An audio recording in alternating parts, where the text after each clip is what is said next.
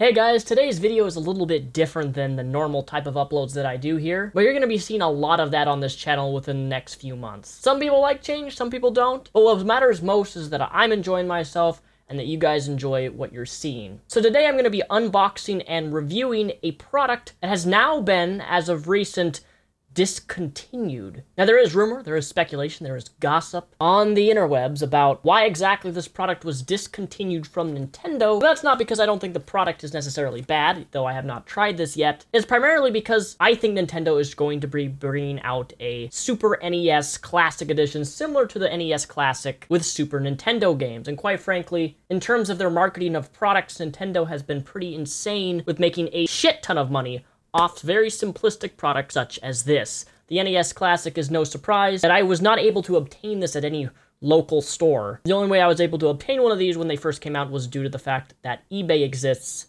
And yeah, I did have to pay a little bit extra to even obtain one. And now that they're discontinued, the price of these even go for even almost double to what I paid. No, not more than double, almost triple, quadruple of what I originally paid for it. So we can only imagine that when Nintendo releases a Super Classic Edition console like this one with games already preloaded, that it's going to not only be a hit, but it's going to be in high demand. So let's take a look at this product inside the box, but we're also going to be taking a small little sneak peek at exactly what it has to offer in terms of the games, and if it really looks that good.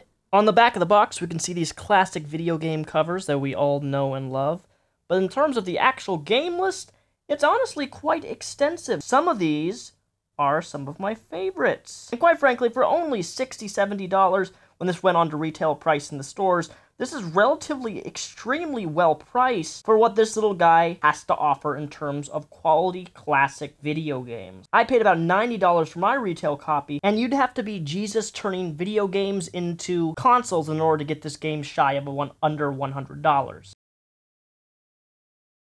Right out of the box, look at how small this little mini console is, this NES Classic. This is actually smaller than anticipated. Unfortunately, the game tray does not fold open. This little guy is so incredibly light. We have our two controller ports right in the front. We have a reset button, a power button. Right onto the back, we have our HDMI port, and we have our power adapter port. Very simple and plain. However, to give you even more perspective, it's the size of my hand, essentially, and I'm impressed at how small this little thing is with 30 preloaded games.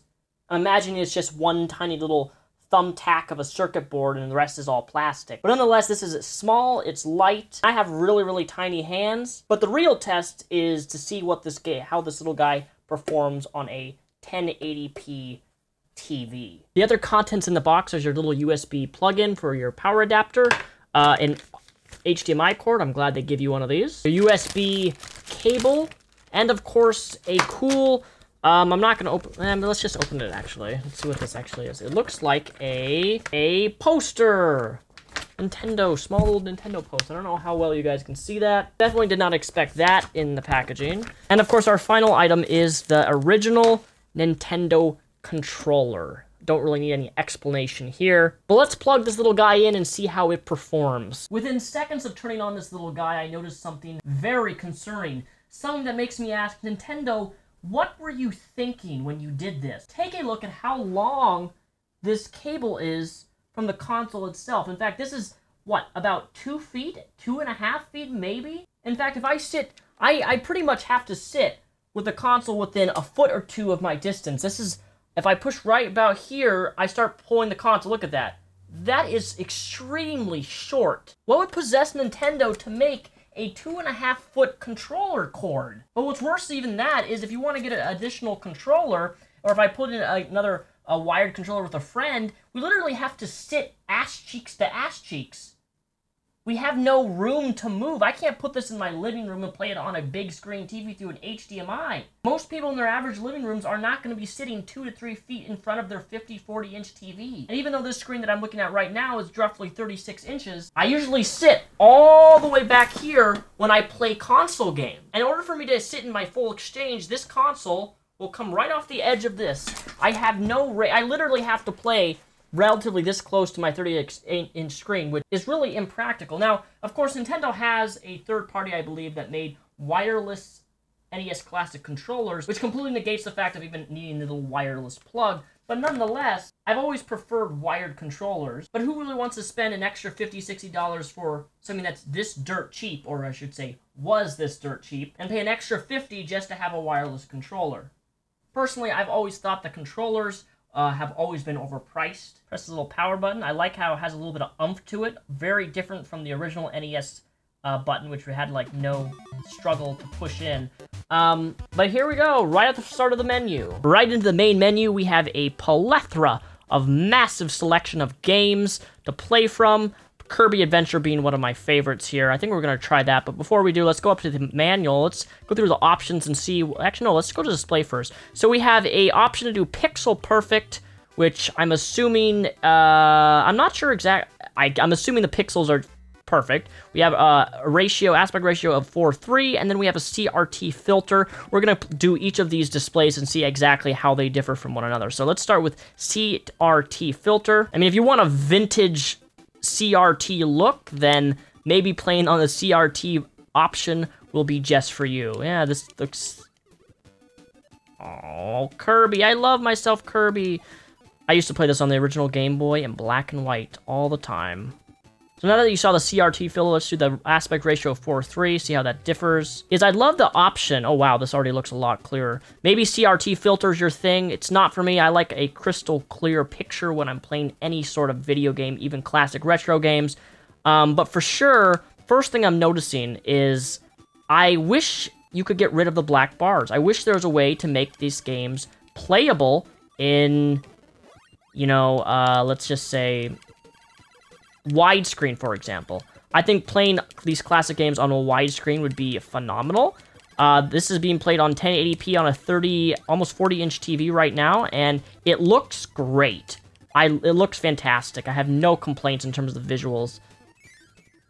I just wish that either we could somehow make this a widescreen type of game in terms of our technology that we have now, but I don't even know if that's possible to convert old aspect ratios like this into a high-quality widescreen. Now, the final display option is Pixel Perfect. We're going to try this. It does look a significantly less wide, but we'll see for ourselves. Honestly, I don't really see the difference between this and Pixel Perfect. It looks the same to me. The only difference is it looks like the ratio is smaller. The screen is definitely smaller, and the black bars on the side are significantly thicker. If anybody knows the difference between Pixel Perfect and 4:3 aspect ratio and how it differs in terms of if it actually is any increase in pixels or visuals, please let me know in the comments below, because I don't see much of a difference between the aspect ratio 4:3 and Pixel Perfect, other than the fact that the bars are in fact thicker. But so far, the audio, the game plays great. It's simple. I mean, it's classic NES games. You can't get any more simple than that in terms of gaming. Now, something that I did not mention was the fact that these original classic games, you can save at pretty much any time, whereas the original Ninja Gaiden, the save points were very rare, and they were also always in big old chunks, which made the game extremely difficult. Ninja Gaiden, I believe, is one of the hardest games I've tried to complete, which I have miserably failed to do so. But it does make the game far more enjoyable when you can actually save it at pretty much any time. It makes games like this actually beatable. I mean, they're beatable without saving, but unless you're some insane retro pro gamer, chances are you will die as much as I do in games like this. This is when games were so difficult, you broke your controller. But the save feature is a really nice quirk in this console. It definitely gives you a more fun gaming experience and not an aggravating I want to kill myself experience. And my second complaint with this product is, in fact, well, Nintendo discontinued it. My really only gripe with the console is, in fact, the controller's cord, which is so short you couldn't even try to strangle or kill someone with it. Not that you should do that or attempt to try. But as mentioned in the start of this video, I think the reason they discontinued this is because now they want to expand on the Super NES Classic Edition, which would be similar to this type of design, only the Super Nintendo form with Super NES games. If you think about it, on a marketing standpoint, that would be a genius idea, and it would probably sell out of stock just as fast as this did. And you get hundreds of scalpers,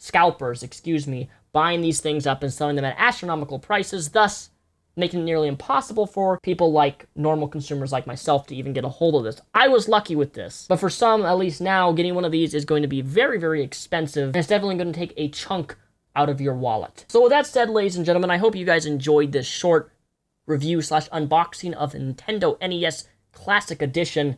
If you like this video, please give it a thumbs up. All my links are linked down below in the description box of this video. Next video will be up either tomorrow or Wednesday. If you like what you see, feel free to support me on Patreon. It helps me a lot. Most of all, you get special privileges that I don't give anybody else on YouTube.